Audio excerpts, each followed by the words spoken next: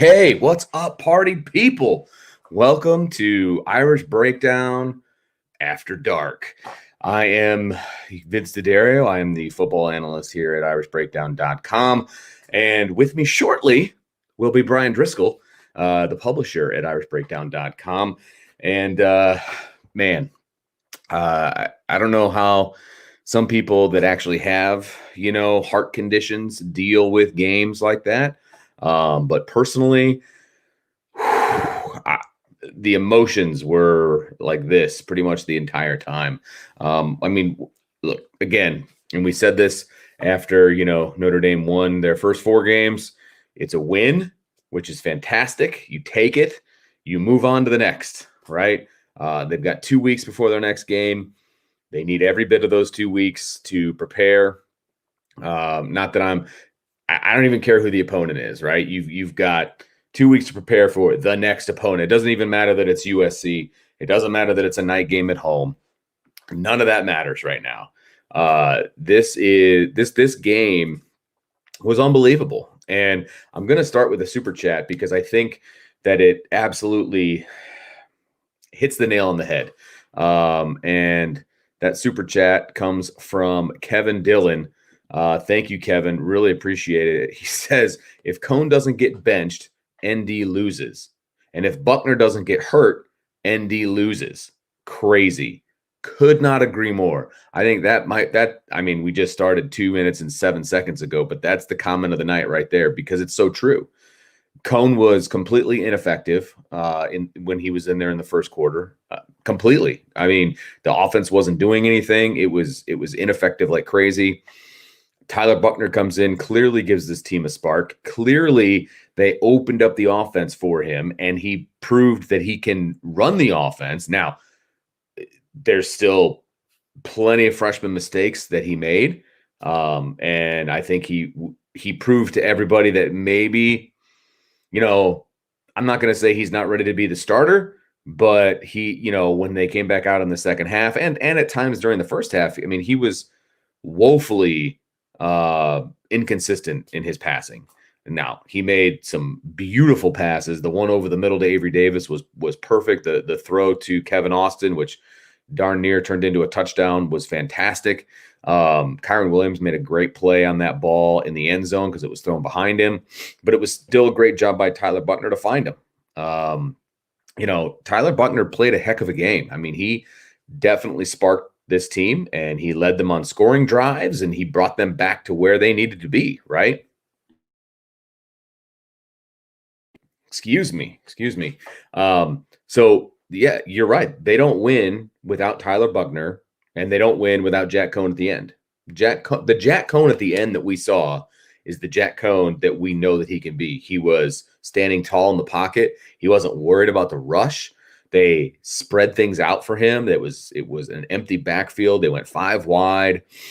He was able to make quick decisions. He was able to get the ball out. He was confident. That's the Jack Cohn that we saw against Florida State, that we've seen at times, right? We saw it in the drive at the end of the Toledo game. This is the Jack Cohn that we know. And he did a great job. And now, we have 2 weeks to talk about a quarterback controversy is basically what it comes down to. And you know what? That's cool by me. Let's talk. And so it's fantastic. So let's see. We've got so Brian. Let's talk about Brian real quick. So obviously Brian is in Blacksburg. He was at the game. He's got plenty to say, and I don't want to steal any of his thunder. But he had we'll just say he had some trouble getting to his vehicle after the game. It took him, darn near 90 minutes to get to his car. So he is en route back to the hotel. And as soon as he's back to the hotel, he's going to join us, which is fantastic. We kind of talked on the phone a little bit. So, we're going to talk offense. We're going to talk defense. We're going to talk impact. We're going to talk about everything. But he will be joining me, so it won't just be me. But we're going to go through some of these comments and questions. We got a couple super chats, of course, that I want to get to. Robert, thank you very much for the super chat. He says, this Notre Dame team never gives up. Great game. This is why I love college football. This team fought through the injuries and adversity. Go Irish. You know what, Robert, you're right. And look, the offensive line, the much maligned offensive line that we talk about all the time. You know what? Were they technically sound today? No, but I tell you what, they played hard. I mean, they played incredibly hard today. And I made a comment in the game chat that it's amazing what happens when you get a little bit of fire in your belly, and how you can move some people around and you can do some good things. And they did. They did some good things today. I was very impressed. I was number one. I was impressed they pulled the trigger and had Joe Alt starting at left tackle. I thought he did a pretty darn good job for, again, a true freshman that just hasn't played a lot of football at left tackle. I thought, Kristofic played okay at left guard. I was, Kane Madden was hit or miss. When he hit, he was good. When he missed, he was bad. So I will say that, Lug, I think we got lucky that he wasn't called for a holding penalty on the one rollout. I believe it was Buckner. He kind of pulled that guy down. With the way the refs were going tonight, I was absolutely anticipating that being a holding call. But those guys played hard. Kyron Williams is the definition of playing hard. Kurt Heinisch played incredibly hard in this game. Isaiah Foskey just lived in the backfield. He played an amazing game today. Drew White played an amazing game today. This team has some heart, man. And you're right. When some people got hurt, some other guys stepped up. George Tech they finally throw the ball in his direction and he catches it. Amazing what happens when you target somebody not named Michael Mayer. Again, you could go down the line. Logan Diggs, I thought, played really well when he got in. The freshman receivers got time in today. So it was good. I was impressed with the fight from this team. And it was really, really good to see. Got a couple other super chats I want to get to. Don't want to miss anybody. That's the goal here. Let's see here. I believe the next one is from Josh Phillips. Yes, Josh, thank you very much. Reese needs to quit force feeding the run with Cone under center. Spread the field and utilize your weapons. Defense was a big letdown this game. Josh, I tend to agree with you. Bryan and I'll dive a little bit deeper into the defense, but the defense wasn't great today. They weren't great. There's just some missed tackles. Cam Hart, while he made some nice plays, he also missed some tackles that he should have hit. There was one at the goal line that he should have absolutely had that he missed on it, and they ended up scoring a touchdown on it. And then the third down where it was him and the running back in space, and he just tried to lay the big blow instead of wrapping up. If he just wraps up, even if he doesn't stop him right where they meet, it's still fourth down, and they don't continue that drive, right? So there was some missed tackles for sure that I was not happy with. I thought Clarence Lewis had some rough, moments. I thought Tariq Bracy had some rough moments, although he had a really nice interception as well. The defense, I'm interested to hear what Bryan has to say. We didn't talk about the defense at all prior to this. So when you hear it, I'll be hearing it. Because, I was harder on the defense last week than Bryan was. I'm interested to see what he has to say about the defense today. But thank you, Josh, for the super chat. We got one more down here, I do believe, from Chief Brody. What's up, Chief? Thanks for staying up with me and soon to be Bryan. It just had to be Cone to come back in and win the game, didn't it? Yeah. It's funny because I actually watched the game with some buddies tonight, and when he was warming up, when Tyler Buckner went down, they were like, "Oh, no, we're going to lose the game. It's over," all this other stuff. And I was like, "Oh boy, this is going to be really interesting. This is going to make for some interesting post game, no matter how it goes down." And, he came through. He did a great job moving this team down the field. There's no question about it. So he did a good job. You got to give credit where credit's due. He did a really good job of bringing this team back. There's no question. John A1, happy Saturday. Well, it's Sunday for me. Anybody from the central time zone over, it's Sunday. So happy Saturday/Sunday. I don't want to see 13 or 12 personnel for the rest of the year. Oh, I get you, John. I do. Especially when your 13 personnel involved two true freshmen. That was that was rough at times. I didn't like. I texted Bryan early on in the game when Cohen was in it. Why are they force feeding the run? It's very frustrating. It was very frustrating to me. I hope that they found some ingredients of things that they can be successful with. When Cohen is in and you spread the field and you put 5 wide and he's back there by himself. Look, I don't know if anybody's paying attention, but we called for that earlier. Put Cohen in, give him options. Have 5 wide. That's fine. 5 wide, so you only have 5 blocking. Okay, but you've got 5 wide receivers going out in routes that have to be covered. And if they're not, Jack Cohen is good enough to find the open man, and he did at the end of the game. And I realize it's a 2-minute, it's a hurry up, but guess what? Key to the game, tempo. They went tempo. Good things happened. So I was pretty impressed with Jack Cohen down the stretch. Now, he needs help from a play calling standpoint. Okay. I thought the offensive line overall played a lot better today than they have previously. Okay. Does that mean that they're where they need to be? No, it does not. But I thought they played better, and we're looking for improvement. And I think we found some improvement. So that's a bonus, right? So let's go through some of these comments here. Santa Cam says, Tyree's turf toe. Yes, that's what Brian Kelly said he had. He said he couldn't answer the bell because of turf toe. He had a little saltiness to that statement, almost like there's more to the story.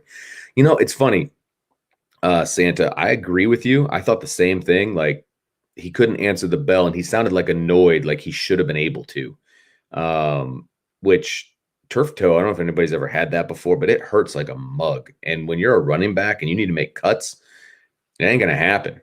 And so I don't know when he had that injury or how that went down.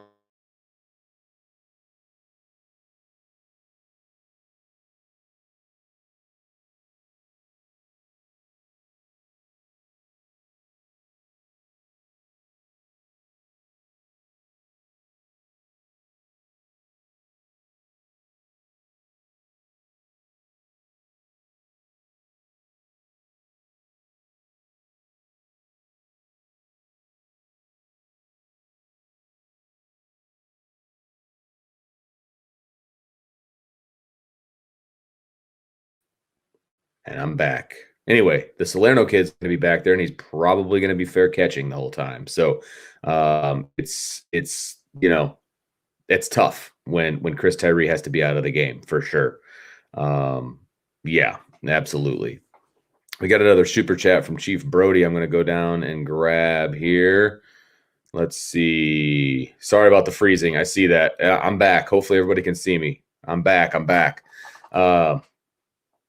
Let's see here. Okay, yes. Chief Brody says, how bad of a look that BK said in the presser this week that we know who we're going with at quarterback and then pulls the guy in the first quarter. I mean, I don't know that it's a bad look. I would say that they had a contingency plan ready to go. Now, the bad look for me is I don't know where Drew Pine is in all of this. I assumed that if Jack Cohen was not getting the job done, that Drew Pine was going to be the next man in, right? And that clearly was not the case. Drew Pine never even had a helmet on, never was warming up. It was apparently always going to be Tyler Buckner, which I thought was interesting. I don't know. They put Tyler in. He did a decent job, obviously, on his first drive. And I don't know if at that point they're just like, you know what, we're just going to stick with this kid. I don't know if they put him in originally thinking that they were going to keep him in, but they did, and it obviously worked. And they opened up the playbook. And Kelly did say in his presser afterwards that he told Tommy that, look, we're keeping Tyler Buckner in, get his call sheet out. You're going off of that, and just know that he's not coming out.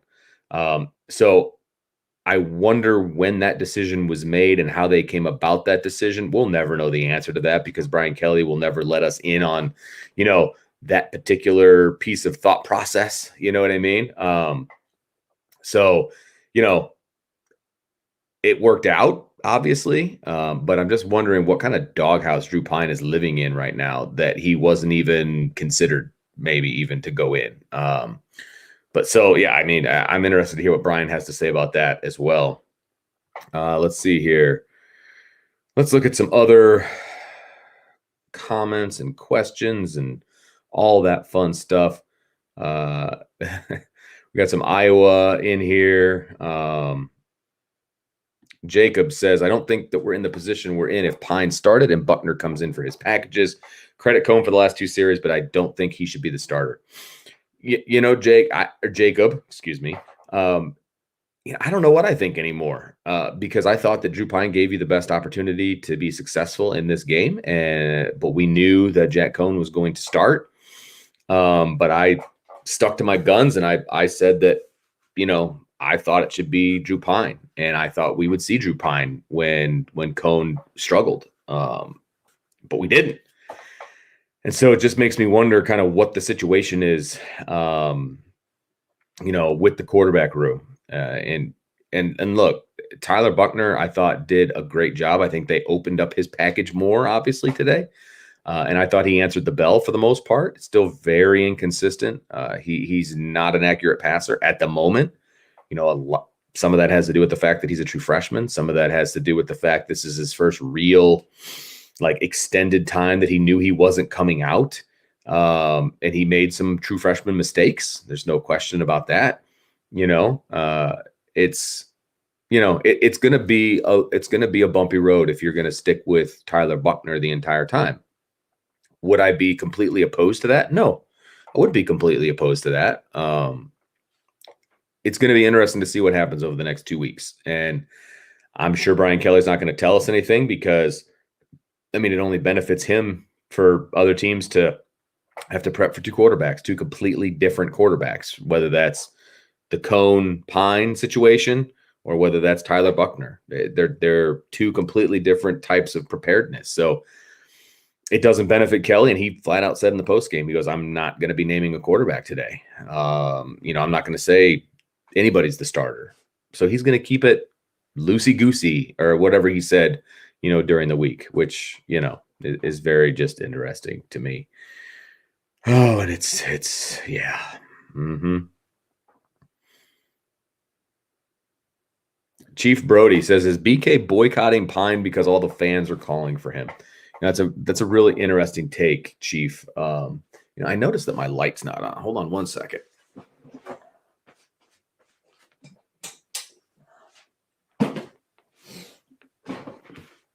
I'm not sure that made much of a difference, but made me feel better.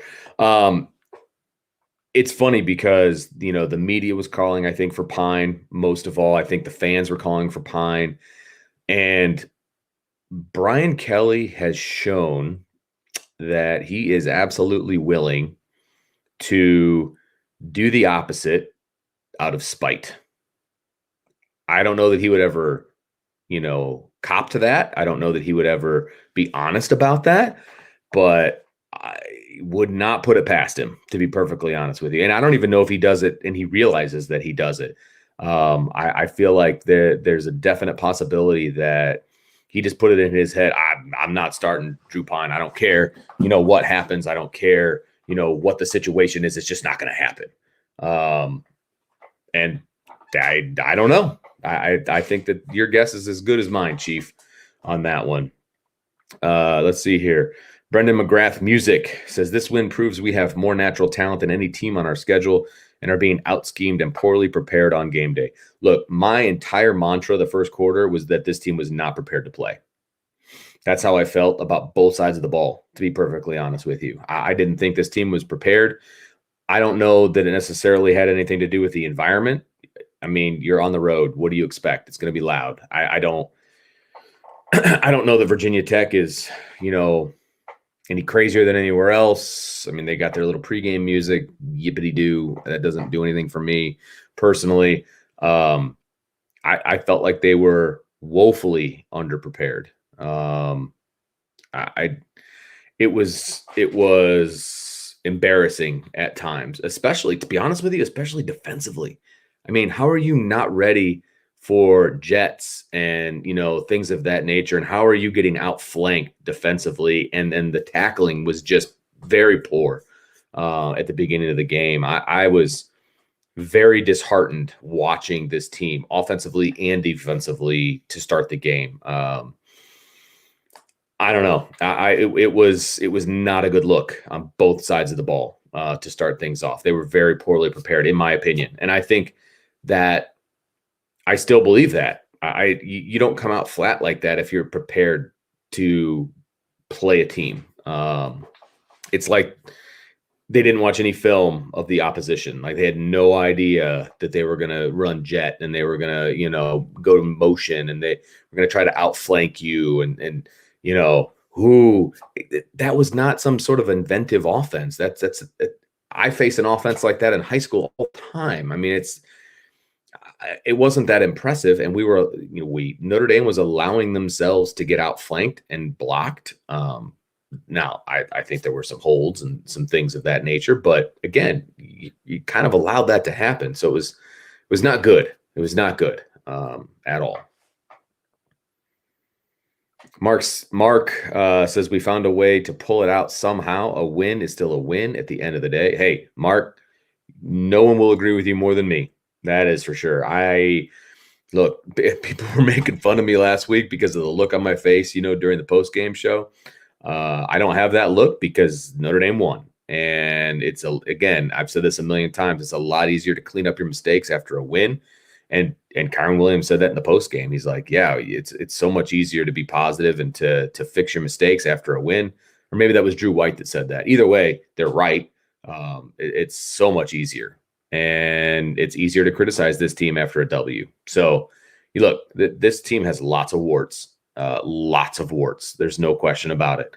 But they got 2 weeks to kind of clean some of that up. And this is where you start to self-scout a little bit. This is where you start to lean on your analysts a little bit more. You want to figure out what are you doing that teams are picking up on, right? Now, we can all tell them what they're doing that teams are picking up on, but this is where you self-scout and you pick up what your tendencies are so that you can go against some of those tendencies. And so it's going to be interesting to see how this team comes out when they play USC. I'm very interested to see how that's going to turn out. Michael says Buckner, as well as many other freshmen, are getting valuable game experience. Tyler has a very bright future for someone who did not play high school football 2 of the last 3 years. Diggs equals gamer. Look, they played Mitchell Evans. They played Kane Barong. They played Joe Alt. They played Logan Diggs. They played Colsey. They played Styles. They played Buckner. Those are the ones that I remember. That's 7 true freshmen right there. 7 true freshmen. When was the last time that happened at Notre Dame? And on a team that's 5-1, right? Excuse me. They're not doing it because they have to. I mean, they kind of did. Obviously, they had injuries in the backfield, so they had to play Logan Diggs. They've had inconsistency at left tackle, and Joe Alt gave them the best opportunity. Michael Mayer was down, so they had to go to Kane Barong and Mitchell Evans. They had a wide receiver get hurt and Joe Wilkins, so they had to do more Deion Colsey and Styles. But again, we've known that there's been talent on this team. We're just now finally seeing it. We're finally seeing it get on the field. And he said it. Brian Kelly said it in his postgame. He's like, look, we're at a point where we need to play these freshmen and get them experience in high leverage situations. I believe those are his words. And he's right. Virginia Tech is a high leverage situation. It's a hostile environment on the road. And you're getting these freshmen, big time, for lack of a better term, on the road. And it's important. It's going to pay dividends in the future, right? When we're in the offseason, we're talking about Notre Dame getting ready for Ohio State in game 1. We're going to be counting on a lot of the guys that got playing time tonight. And we're going to know a little bit more about them because they're going to continue to get playing time as the season wears on. And they're going to be put in position to be important and to make plays. And so we're going to know what we're getting from this group in the summertime going into fall camp and going into game 1. And I think it's really, really important. Really do. We had a super chat down here at the bottom that I want to make sure that I get. Trying really hard not to lose any super chats, guys. Let's see here. You guys are giving me giving me lots of stuff here on the side, and I'm trying to keep up as best as I can. Let's see here. Okay, here we go. Senor Francis. Senor Francis, thank you for the super chat. 1, as shaky as Dor can be, he came through twice this year with the game on his foot. And 2, have to admire Cohn's perseverance. 3, officiating. Wow. I agree with everything that you just said. And when they were driving down for that last field goal, I was thinking to myself, get as close as you can, get as close as you can, but not as close as an extra point because he missed the extra point last week. And so, look, we all know that Dor has the big leg. There's no question about it. It's just his accuracy and his consistency. And I could not be happier for that young man that he put that through in the big spot like that. I mean, you could tell he was excited. His teammates were excited for him. It was fantastic. It was awesome. And yeah, look, put yourself in Jack Cohn's shoes. Had a terrible first quarter. I had one good throw, right? But just not a good first quarter. He gets pulled, basically gets benched, right? And then Tyler Buckner goes out and has success. He struggles. He gets hurt. And now you got to go back in with the game on the line. You need a touchdown. You need a 2-point conversion. And then you need to get at least a field goal to win the game. And he comes through on all of the above. That takes some moxie, man. That takes some serious moxie. Brian Driscoll, what's up, dude? You finally made it back to the hotel. Yeah, it's been a long night. Yeah, it's been a weird, strange cluster, what of a night, and I'm not even having the worst night in the lobby right now. So I'm in the lobby at the Holiday Inn because the reception in the rooms is so bad that we couldn't do the show there. So right. Yeah, it's a hot mess, but I'm ready to talk about this game. There may be some noise, but ready to talk about this game. Obviously, it was a big win. Excited about it. There's a lot to learn from it, but I'll tell you that my biggest takeaway from this game, Vince, is we saw that what we've said all season is if the offensive line can just be solid, just play solid, this offense can be scary good. And we saw glimpses of that tonight. Yeah. With Buckner at quarterback and then, of course, at Cohn in the end. I'm sure you talked about this, Vince, but can we please see some spread tempo now? I mean, every time we go spread tempo at the end of a half or a game and Jack Cohn's in there, it's bam, bam, bam, bam, bam, right up down the field. And he's fantastic. He's not afraid. He's stepping into I mean, not stepping too far in like he did in the first quarter, but I mean, he's concise, he's consistent, he's accurate. I mean, it's okay to do that for the whole game. Like, you can mix it up a little bit, obviously, but come on, guys. I don't know how much you talked about this, Vince, but, for me, a couple takeaways, too, is I thought the receivers came up clutch tonight. We didn't hear from Braden Lindsey the whole game. I mean, for a big stretch of the game, Mitchell Evans was in the game more than Braden Lindsey was, And by the way, met Mitchell Evans' parents tonight. Really nice people. Yeah, nice. Not happy about the targeting call, nor was I. Yeah. But, then Braden gets a chance late in the game with 2 opportunities to make plays. He comes up both times, makes tough catches. Kevin Austin gets his chances to make plays. And it's amazing what happens when you actually execute a good release move, stack the corner, and lo and behold, you give your quarterback room to. It's like this is what this team is capable of when they actually get their heads out of there, and play ball. We saw the offensive line. Did they make some big mistakes tonight? Heck yes. I mean, 4th and 1 false start. Are you kidding me? The clipping penalty. Are you kidding me? The holding. I felt like that was a bad call. He fell over on the guy's heels. I don't think he clipped him at all. But dumb play after dumb play. But they battled their butts off. They played hard. They got a body on a body, and the patience that we saw from the backs tonight. I wrote after the game, Vince, this was the best game I've ever seen Kyren Williams play.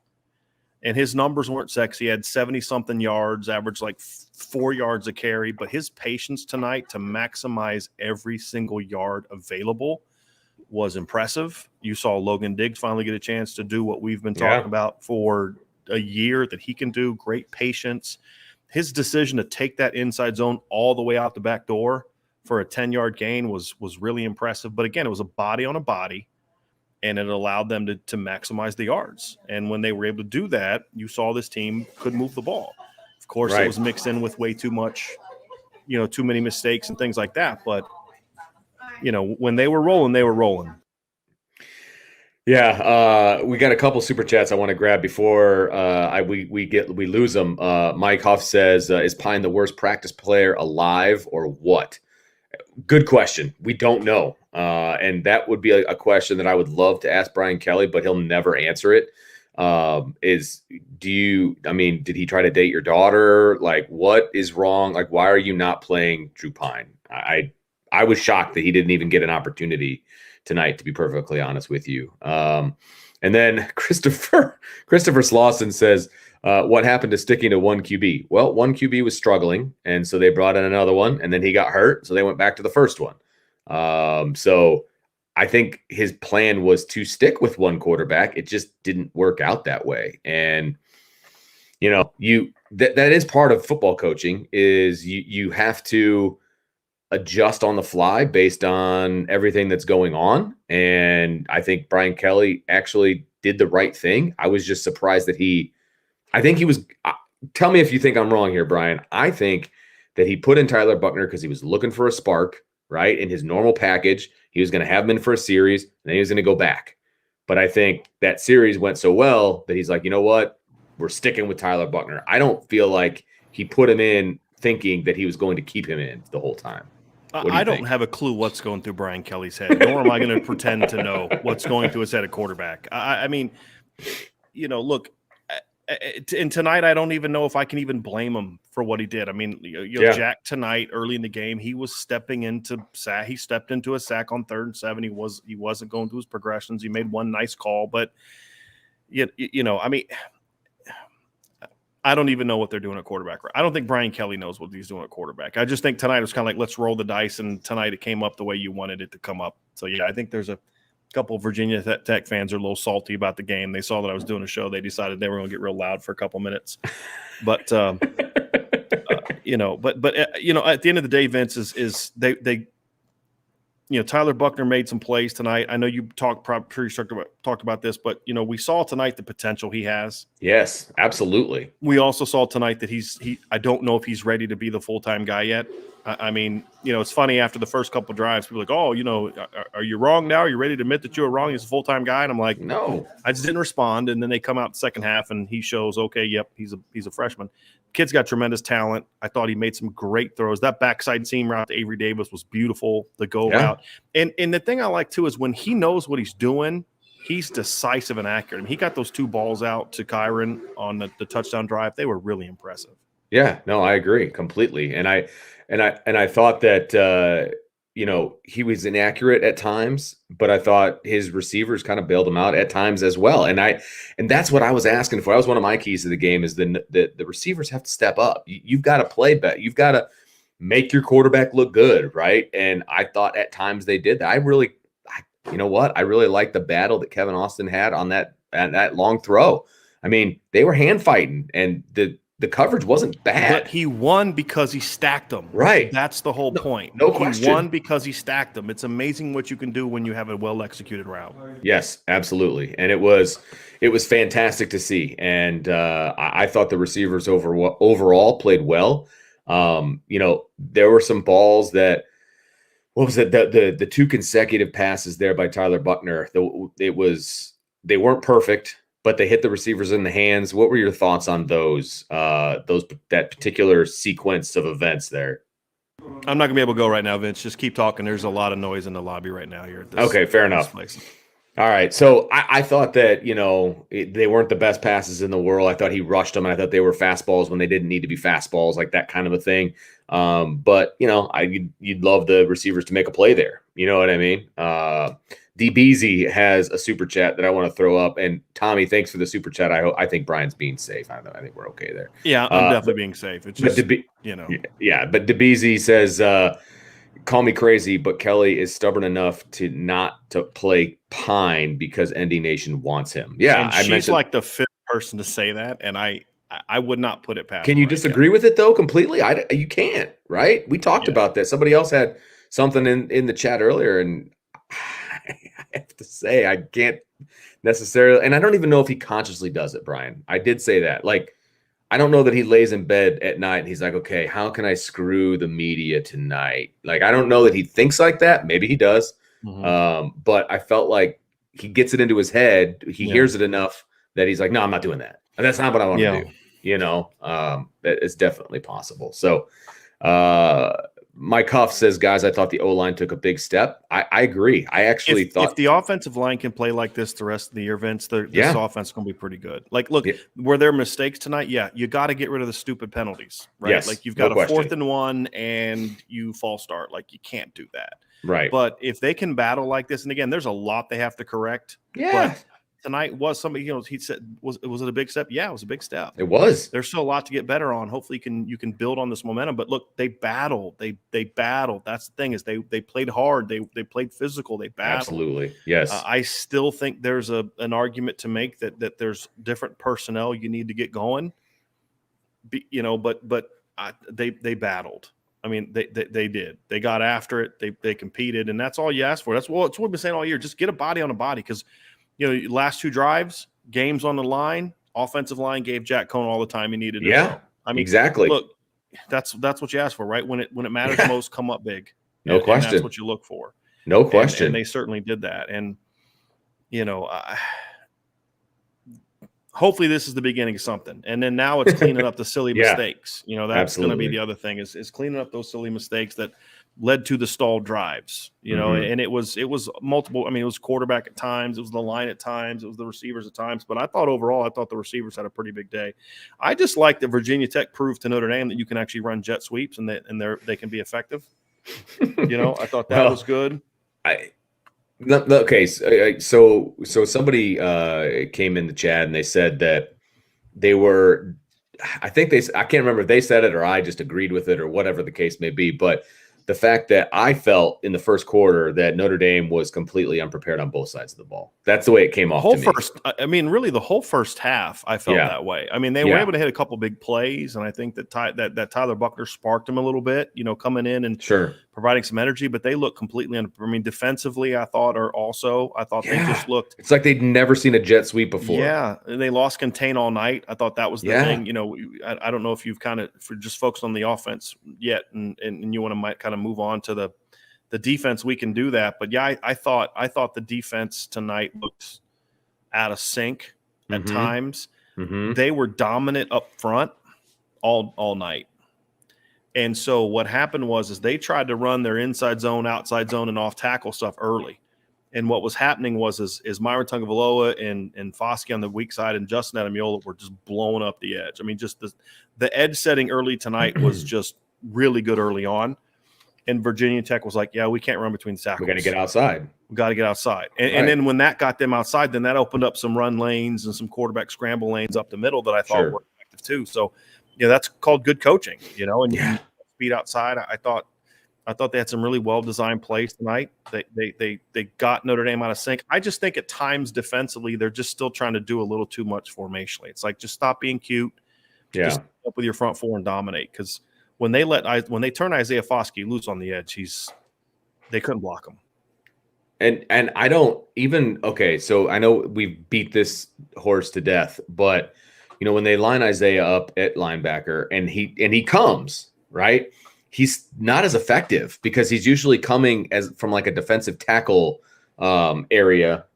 So he's more inside, and I think he's better on the outside, frankly, based on what I saw during the game live, right? I just don't like him playing off the ball. He's your best pass rusher, and it's not close. Let him do that a lot. I mean, just let him do that. But that was frustrating again to me. But a couple more Go ahead. I want to. I kind of as we look at this, I think I think to me, my hope, and this is where part of this is just, I'm looking at it from a coaching standpoint. You say, is this the spark? Is what we did tonight? Because look, when Virginia Tech went up 29-21, I was thinking to myself, I don't see how Notre Dame, the way they've played, comes back on this. I agree. They were in a situation where Virginia Tech made some adjustments at halftime against Tyler Buckner that put Notre Dame in some difficult spots. Right. I was surprised that Notre Dame didn't go back to throwing the ball down the field. They were giving it to them. They were playing cover one basically to the field because they were like, look, we have to get a safety in the box against Tyler Buckner. And Notre Dame didn't really adjust a ton, but I thought Tommy Rees did a nice job mixing up the runs. We saw power read, outside zone with the quarterback. We saw read zone. We saw counter. Right. We saw quick pitch. We saw option. We saw a lot, but Virginia Tech did a nice job adjusting.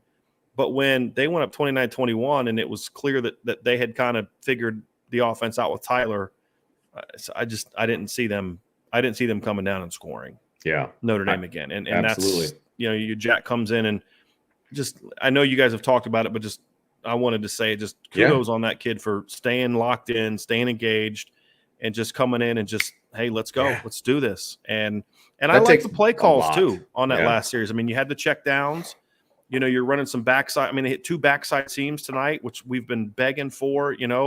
There was a lot of that stuff. So it was really exciting to see some of that stuff. But I still feel like at times there's still a little bit too much horizontal stretch on third downs. But when they got that thing kind of moving and crossers and bootlegs and they started kind of getting the quarterback out of the pocket and doing some different things like that, the offense started really moving. And I'm hoping that this is kind of a starting point of things to come. If that's the case, then I think this offense could really take off. You and me both, Brian.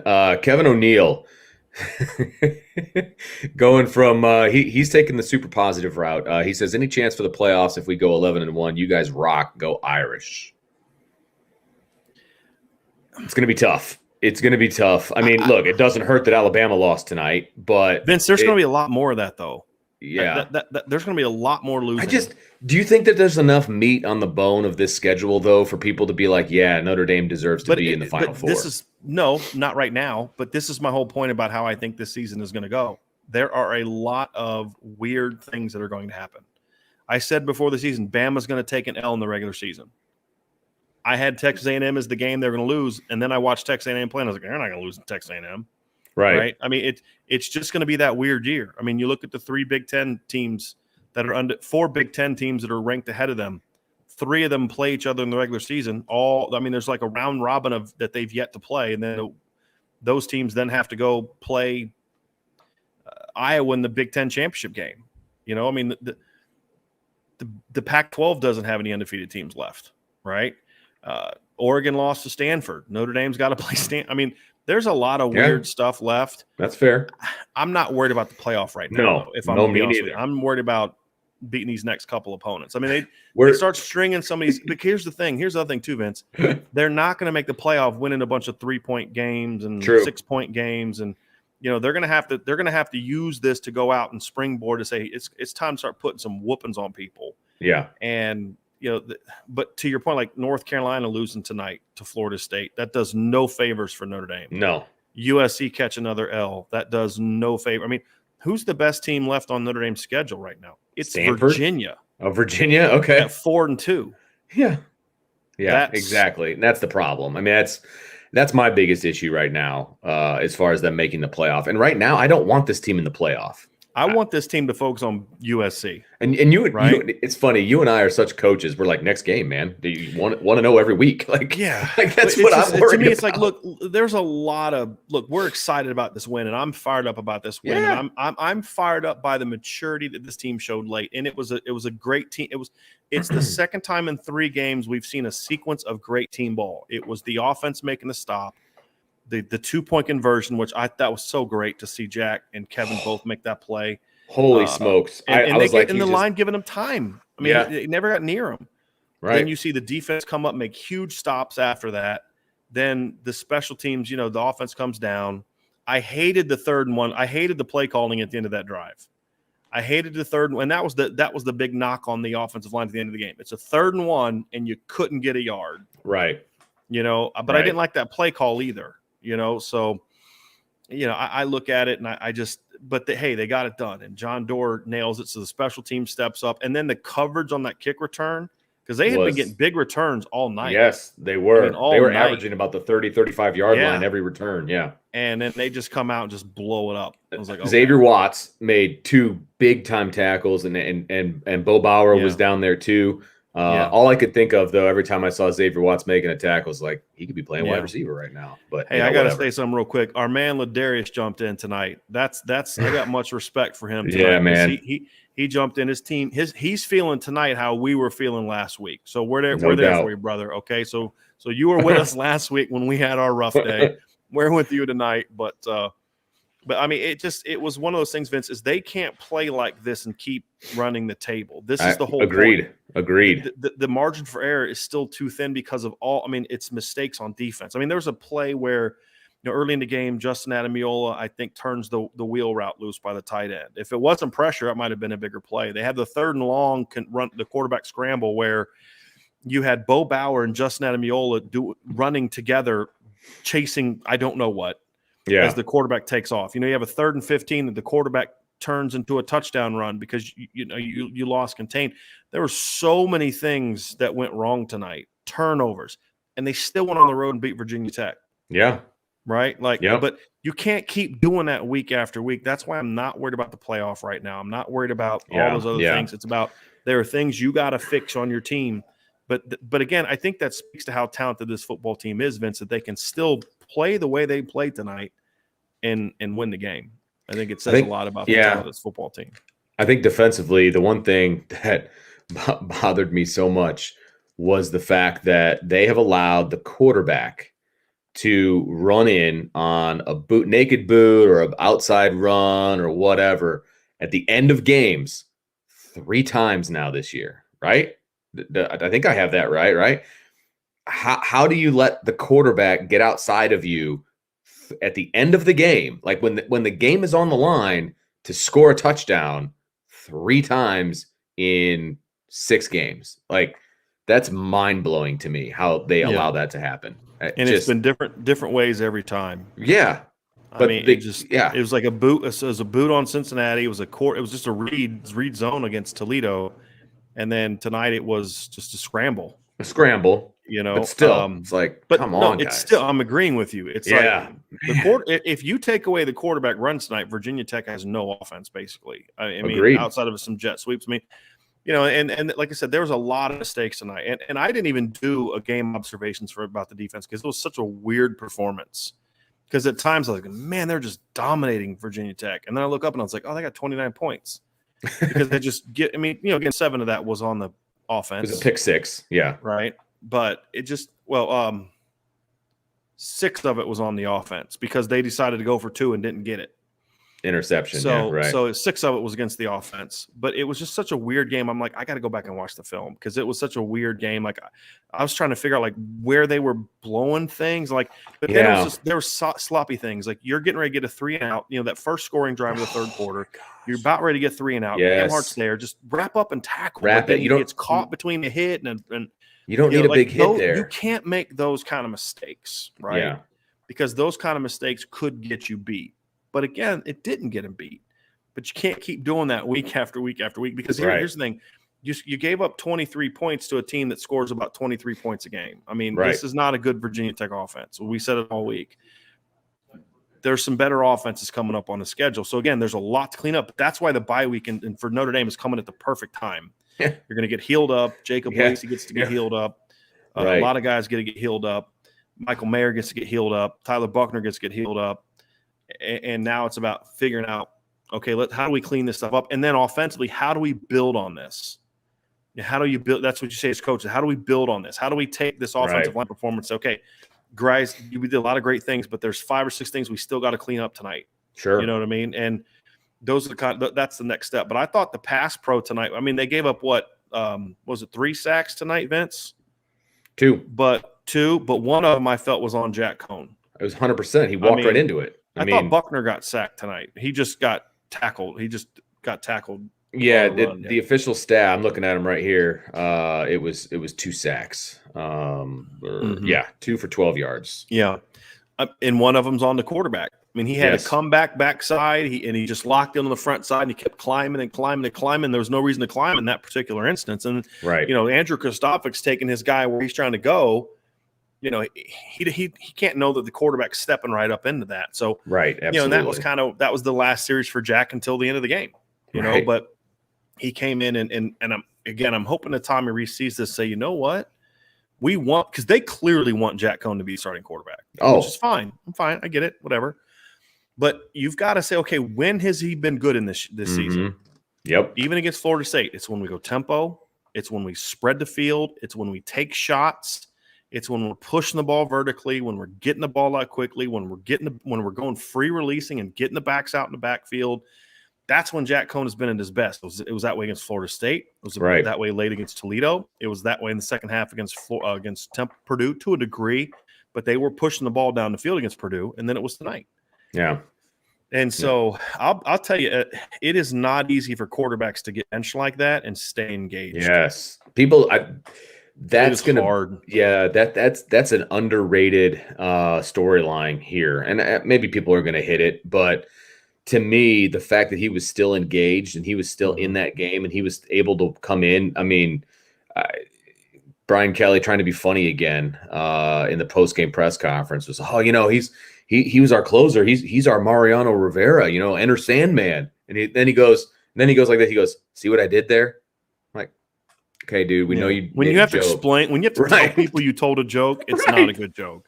I don't know how many times I got to tell him, just stop making jokes. You're not funny. That's Brian Kelly, though, isn't it? Like, he tries to make jokes, and then he tries to explain it to you. It's like, come on, man. That means you did a bad job. Hey, I want to interject. I want to change subject real quick. Yep. Monster 69. I've been deployed to the Middle East for 7 months. Your shows are getting me through. Thank you, and go Irish. Hey, we're here for you. Thank you so much for what you do for our country. That's and for awesome, your service, man. Monster. Appreciate you. And glad we could help you out in see you home any soon. way. Yeah, glad we could help you out. Safe. Absolutely. Safe and with your family. So appreciate you very, very much. Fantastic, man. That makes me feel really good. Vince, I don't know how much you want to talk about the defense tonight, but I really like this is this is one of the games I have the least feel for what I saw tonight. It was it was I got to watch the film. I don't know how much I want to talk about the defense. No, and that's fine. I for me defensively, it just felt they felt unprepared. It felt like they just kind of came out and tried to play, and it didn't work out very well for them. And then some of the execution stuff I didn't like. This is the first time I've been kind of upset with Cam Hart when it comes to his run support. He's trying to go for big hits tonight, and he made a couple of them. Well, but he missed that tackle at the goal line that he should have had. He didn't get off a block on another run. Yep, and then he obviously missed that one that you talked about. So it was obvious for me tonight just watching it live for him, and I was disappointed in my guy Cam. So, but they didn't really try to test him in the air either. So he was obviously doing something right down the field, but obviously I couldn't see it on the TV copy. So we got a couple super chats I want to get to before we lose them. I don't want to lose anybody's super chat. Christopher Slauson says, "Can you guys see Pine transfer after the season?" I do not at all. Drew Pine is not leaving Notre Dame until he has his degree. Right. Yep. And here's the thing you have to understand too. Drew last year basically didn't count for him. I mean, it didn't count for him. So he technically still has 4, potentially 5 seasons left before he can leave. He's not leaving. Drew's a smart kid from a great family. He's not leaving, in my opinion, he's not leaving Notre Dame until he has his degree. Nor should he. Because you never know what's going to happen. You may go into next year and Tyler Buckner's your guy. Tyler Buckner gets hurt in the first game of the year and you get your shot. Yep, no question. Tommy Guns with a super chat says, after he retires from coaching, does BK jump for the House, the Senate, or straight for the White House? Joking, maybe. There was some chat in here about him being a politician and, saying things that politicians would say and things like that. Yeah, that's been Brian Kelly's tenure at Notre Dame. Yep, no question about it. Michael Burke, I want to thank you guys. As I waited for this show, I was forced to listen to others. The difference in professionalism is astounding. Thanks, Michael. We're glad that you're here. We're glad that you're here. No doubt, man. Sorry we couldn't get to you a little earlier. Yeah, it was just the craziest. Getting out of there was just I'll have to tell you all about it when we're done here. But it was just sounds good. Freaking insane. That's where we're at with super chats. Apparently, a lot of people were guessing where my parking lot was instead of just telling me they don't know. They just guessed and told me like, "Oh yeah, it's up here." No, I'm like on the opposite side. We started tonight. Wow. No one can be started tonight. But defensively too, I'll tell you what, when this Myron Tungaloa he does not make a lot of plays in the standpoint of like numbers. But he makes so many plays where, hustle, setting the edge, being smart, like sniffing out that screen. If he doesn't sniff out that screen, I think it was third quarter. He was all over it. I'll say this too. I did not like what we saw from the defense early in the game. I thought the adjustments, however, especially at halftime, were really good.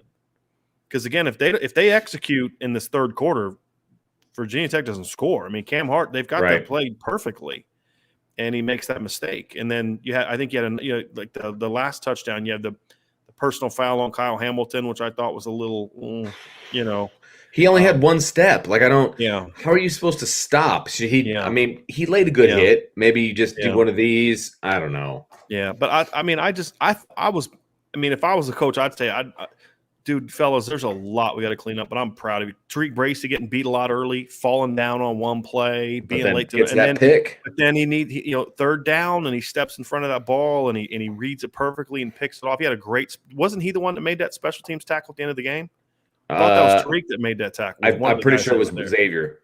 Xavier Watts? Okay. 26? Yeah. Oh, man. Is that who it was? I'm pretty sure. Where so they made that on the complete opposite. I'm in the corner of the end zone. And he made on the complete opposite. So I thought it was 28 is what I thought it was. Gotcha. But I love hearing that was Xavier. It was Xavier because I said something to the guy next to me. I'm like, oh, yeah, the guy that should be a receiver.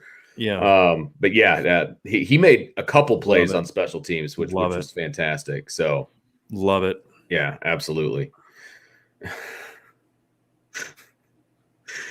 Oh, what? Tommy, do you see his comment in there? No. I'll throw it up because it's a super chat. There we go. Let's go, Brandon. And that's in response to. You don't know what that means, do you? I'll explain it to you later. Oh, okay. Yep. I think I know what it means. Okay. Yep. Okay. It wasn't really. Did it have to do with racing? Yeah. Yep. Okay. Yep. Anyway, Ladarius, I have no freaking clue who's going to make the college. Oh my gosh! Today. I would have said Alabama, Georgia, and then who knows 3 and 4. And again, I think Alabama's still a favorite to get in. They're a really good team. They actually came back in that game and tied it, but then lost on a last-second field goal. But there's only 2 teams for me right now that I'm like, yep, they're in right now, and that is 3. I think after the way Oklahoma came back today, look, they keep winning. You have to look at them. But Iowa and Georgia right now are the 2 for me that are definitely in. Because Iowa's got big wins, and I've heard a lot about how that game ended today. I have to go back and watch it. Obviously, I was driving when that game ended. But, I mean, to me, I don't even care about talking about the playoff right now, Ladarius. And because, I mean, there's this – we've seen nothing but chaos the first 6 weeks. That's not going to change. Right. No, you're right. It's not going to change. Yeah. So this race is going to look completely different. And I do believe Notre Dame is going to be going into, if they can get through this next 3-game stretch, it's going to be going into November. Notre Dame fans will be doing a lot of scoreboard watching.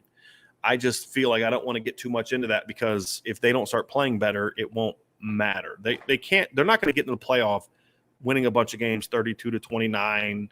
30, which is what they got 2 now, 32-29 wins now, right? Wasn't that the score of the Toledo game as well? Yeah, I think so. Yeah, I think so.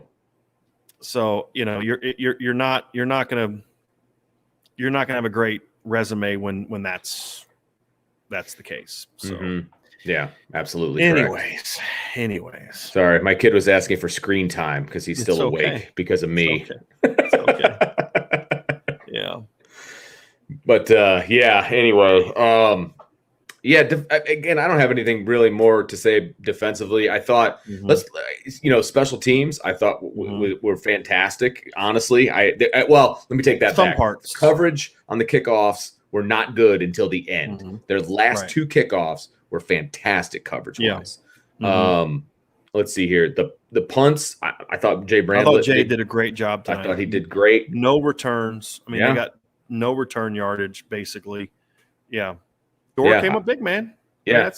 Came up big. He did. And I was obviously I was super stoked because they won the game, but I was stoked for him too. I mean, he's been much maligned. Some of it his own doing, obviously. But you root for kids, to be successful. And I was happy that he was successful. You know what I mean? So this we haven't talked a lot about. Colonel Klink's monocle, which I still love that name. I laugh every time I see it. Fantastic. I hope that we see more of this, and it's not just because of injuries. I counted 7 playing offense, I think, today. Yeah, Joe Alt, Mitchell Evans, Kane Barong, Logan Diggs, Deion Colsey, Tyler Buckner, and Lorenzo Styles. 7. Right, so that's 7. That's what I had. 7 true freshmen playing on offense. If you'd have told me that in the summertime that there would be 7 true freshmen playing on the road at Virginia Tech in a 1-possession game where you were losing, I'd have told you were freaking crazy. Yeah. No chance. Said, how many injuries did they have? Yeah, and that's been part of the problem. Vince, Logan Diggs can ball, can he? Dude, that was I. You know what? I was kind of wanting the 8th guy to come in. I kind of wanted to see a little bit of Estime in short yardage. Yeah. Just saying. I just felt like tonight was a night for patience, though. Yeah. The way it was going. Like, tonight was a night where and that's what I thought was so good about Kyron's performance. Just that because he's been rushing a lot this year. You know, we've talked about that where he's like, tonight he was just super patient, let the blocking develop, and then find your crease and hit it. Yeah. I mean, it reminded me a lot of Torian Folson's performance against LSU in 2014, where the numbers aren't going to blow you away, but if you grade it for did he maximize what was there and then sometimes make yards where there wasn't anything there. Yeah, it was impressive. And I'm checking my notes here, Vince, for any other things that, you know, I want you to tonight. Tommy brings up a question, and I want you to comment on this because I'm curious as to what your opinion was. Tommy says, what did you guys think of Colsey's effort in the interception for the touchdown, the pick 6? I don't think it was an effort thing. I think it was I'm not sure what I'm supposed to do here thing. Because I think he thought he was supposed to run a certain route. The corner squatted on him, and he wasn't sure what he was supposed to do. Yeah. I don't think it was an effort thing. If I'm watching it, Tommy, I saw what you saw. I'm with you. But that it was an uncertainty thing. Yeah. But that ball shouldn't go there. I mean, the corner's squatting on that route. That ball never should go there. Right. The Colsey didn't know what he was doing, but that pick it's a double freshman mistake. It was a double freshman mistake, in my opinion. The ball should have never gone there. That was on Tyler. And that's what Brian Kelly was telling him on the sideline. You know, and he said it in the post game. He's like, you know, it was a freshman mistake. He didn't know. And I told him, you can't go to the boundary there, especially when that boundary is their best corner. You can't. And if you look on the replay, they did kind of the all 22, and he had guys on the left. And that's obviously the direction that he should have gone. I mean, again, if you're going to play Tyler Buckner, you're going to have freshman mistakes like that. And you're just going to have to live with some of them. Yeah. You know? Right. Because like even before the one interception, I mean, he has Avery Davis running a drag route. He's got to throw that ball out to the sideline, out towards the sideline. Because the safety was coming, and so Avery's coming like this. The safety's coming like this. If he throws that ball out, that safety has to peel. He doesn't catch Avery. He catches that. He might be able to run because he had smoked that DB across the field. A couple notes that I have here, Vince. I thought Josh Lugg, I'll have to go back and watch the film. He had that bad holding penalty that got negated because there was another penalty. Right. I thought he blocked well tonight in the run game. He was physical in the run game tonight. And George Takis had, from what I got to go back and watch the snap after snap. There was about 6 or 7 times now where I watched George Takis just blow a guy off the ball. And one of them was a short yardage run in the first half where him and Josh took 2 different dudes from Virginia Tech and drove them at least 4 or 5 yards. We haven't seen that all year. Nope. I thought Kane Madden had a lot of losing guys late stuff, but I thought Kane played physical. You know what? Game. The one play where they brought him and he went in motion, or not motion, but he pulled. I was like, what? I don't remember seeing Kane Madden going in motion. It's 2:16 in the morning. When he pulled to his left, and he latched onto that guy, I was like, okay, that's a pretty good block. And then the next one, he completely whiffed at going up the field. Right. There's still too much of that stuff. Yeah. But you know what? He battled. He battled. Like, don't compound that with the next play where you don't come off hard. I mean, but that's what we saw tonight is we still saw a lot of that stuff. But, you know, we just have to see that stuff get cleaned up. But, man, they played hard. And holy moly. Michael Burke with the new record. Michael, that's huge, man. Now, was that an accident? Was that supposed to be full? Like, oh crap! I put too many zeros on there. Son of a. Oh my God! Thank you very much. Let me know if that's an accident. So, but we appreciate that, man. Very, very, very, Man. very much. But his comment says, felt like I saw the O-line with hands up to hit more, not just catch. Yes. I did too. A lot more striking tonight, Michael. That's a great observation. This is the comments that I kind of love after games when people are like, hey, we're talking football here, and you guys are seeing it, right? And that's the thing. Like, we just saw a lot more. I thought the leverage tonight coming off the ball was even so Zeke had some mistakes tonight. I don't remember a single snap. Now, again, I may go back and watch the film. That's why we do the upon further review shows. But I don't remember Zeke getting blown up tonight. Other than Joe Alt getting beat on that it was actually a really nice inside spin move. That was actually a really nice play by the D end on that first sack. I thought it was a sweet spin move by Amari Barno. You remember? You know what I'm talking about? So sometimes you just got to give credit, man. Like that was a sweet spin move. But I don't remember plays where they were getting blown up a lot. You know what I mean? Like I didn't see a lot of that tonight. So yeah, the physicality, the leverage, the using their hands more effectively. Now they just got to keep moving their feet, because that was the thing, is there were still way too many plays where they would hit physical, but then stop their feet. Right. And of course, well, here's what I'm more worried about, to be honest with you. He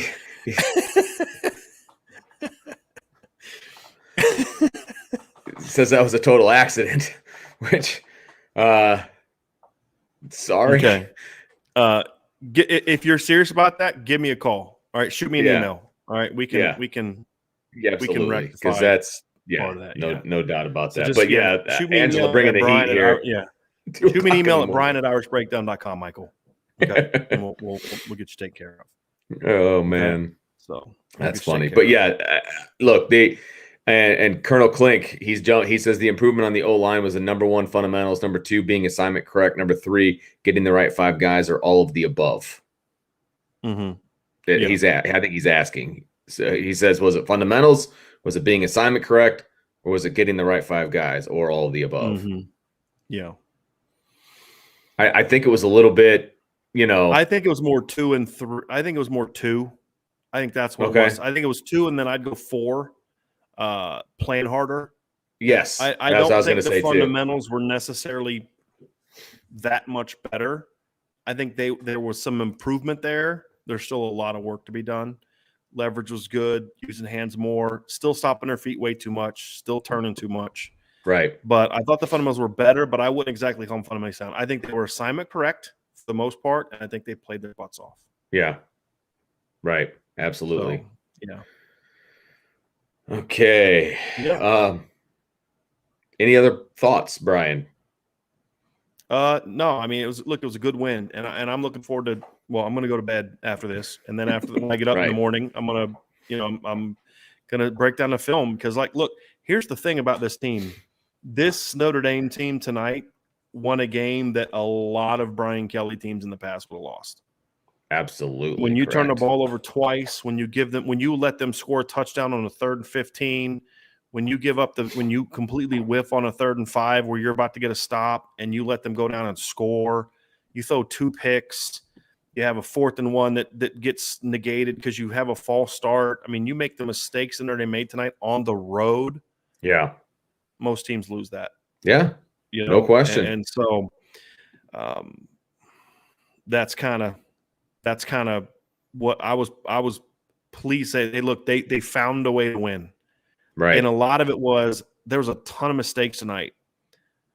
But I thought and at times I didn't necessarily love the emotion of this team early. I thought emotionally they weren't ready to play early, but I thought they got into it. And I'll tell you what, Virginia Tech started running their mouths a little bit on Notre Dame, was doing some cheap shotting.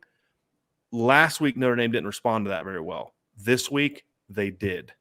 I thought Virginia Tech kind of ignited Notre Dame a little bit with some of that stuff. And I don't know if you saw it the same way I did, Vince, but Virginia Tech was getting real chirpy tonight. No, they didn't really give that opportunity to see that on the TV copy, to be honest with you. It didn't, at least it didn't come off to me as I was watching it. It's a lot of that stuff tonight that I saw. And I thought Notre Dame handled it well. I thought the adjustments were good. I thought Marcus Freeman made good adjustments. I thought Tommy Reese handled Tyler Buckner being in the game well. I thought Tyler did a great job getting those 2 scoring. I mean, that was the big thing for me when they were down 10-0, it was like they're dead in the water. And didn't they have 1st and goal at the 2?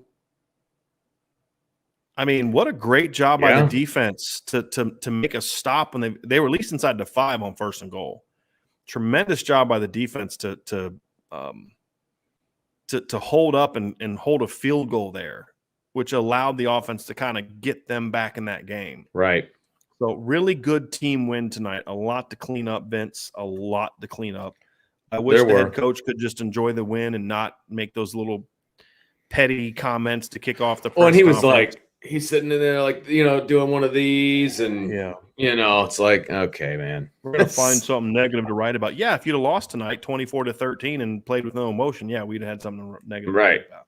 Exactly. Like we're supposed to be like, man, that was the best 24-13 loss I've ever seen. Boy, I'm super proud of the way that Notre Dame lost that game by 11 tonight to Cincinnati. Right. So whatever. I know, but right? I'm excited about the win. And you have to be. You have to be. Again, a win is a win, right? And there's obviously things you can clean up, but it's so much easier to do that after you get a W. And also going into the bye week, because the bye week is, you don't want to sit on an L going into the bye week. That is the worst. That is the absolute worst. So at least you're going in off of a win. You've got some things you can work on. We saw some good things today. We saw some good things. Yeah. If they can build on those good things, man, I'm telling you. I'm glad to see them going back down the field. Yeah. That was the big thing for me. Finally get back to attacking. It's huge. Yeah. And again, I don't want to see anybody get hurt, Tyler Buckner specifically. But it was almost like a blessing, because I don't know that he's able to take the team down the field like that. Yeah, because the offense had kind of sputtered there in the 4th quarter a little bit. Yeah. And I felt like they needed – I'm really curious. I know you said Brian Kelly said that, Buckner's not coming out. But I wonder if they would have had a conversation about who goes in. Yeah, I'm curious about that too. Because I don't know if that's a situation I would have wanted to put Tyler Buckner. You got to get him – he's got to get you a touchdown and a 2-point conversion. I don't know how I felt about that. Yeah. But it was a great experience for Tyler tonight, though. I mean, this is a kid that hadn't failed a whole lot in his life, because he's pretty great. He made mistakes. He battled back. They adjusted. He's going to learn from this. Yeah. This is going to be a great learning experience for him. My biggest takeaway is I just hope that this is the thing that kind of gets this team rolling. The confidence, they often, hey, look, this is what you guys. They have not run for 180 yards in their last 3 games combined. They ran for almost 180 yards tonight. I think it was exactly 180 yards. I saw 2 different things. I saw the Virginia Tech stats, which were a little jacked up. Oh. And then ESPN had it at 173. Oh, interesting. Or 174. So I'm not quite sure which one it is, but it doesn't matter. They ran well. Yeah. So actually, ESPN has updated their numbers. They had them down at 180. Now, again, Kyron is a 4.3. Logan Diggs is a 4.8. Tyree is 4.7. They benefited from Tyler Buckner rushing for 67. But those were the majority of his runs were designed runs. They weren't scrambles. Right. I mean, they were read zones. They were power reads. They need the offensive line to do their job. A couple that were scrambles, but a lot of that was run blocking plays. So it was a step in the right direction. I thought the receivers stepped up and played big. It was a good night. A lot to clean up, but a good night. Yeah. Yep. No question about it. And they were even able to overcome some of those calls from the officials, which was great. And I thought Nate had this right. I mean, that's exactly right. It's exactly right. Yeah. Nailed it. Absolutely nailed it. Yeah. He showed why he's special, and he also showed why he's a freshman who hasn't played in a year and a half. So there's that too. All right, so that's it, Vince, for tonight. I think for me, it's fine by me. I got to put my IB jammies on. I appreciate everybody being with us tonight, and this is a good night. It's a lot to take away. We're going to get into the film. We're going to have upon further review. Vince and I have to discuss when that's going to be. Maybe tomorrow night, and maybe Monday. We gotta go over our schedule for the next couple days. So please that's why you need to hit the notification, subscribe, and hit the notification bell.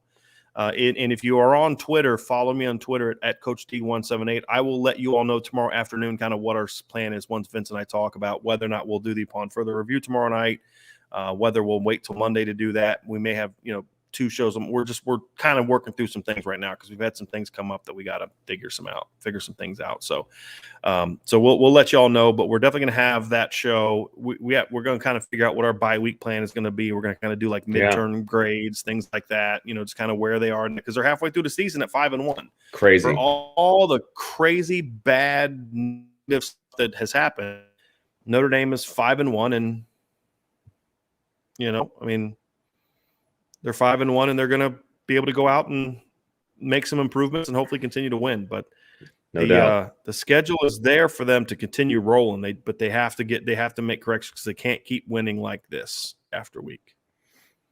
So, it's a good win. It's a very good win, absolutely. So, Raymond thanks everybody Tittman with this one. Raymond, yeah, bold claim of the day. BK played the QB situation perfectly today. It's the way it turned out. I mean, it's sometimes it's better to be lucky than good. I'll say that. Mm-hmm. As far as being Brian Kelly is concerned, and this is the big takeaway. Could this be the game that propels Notre Dame?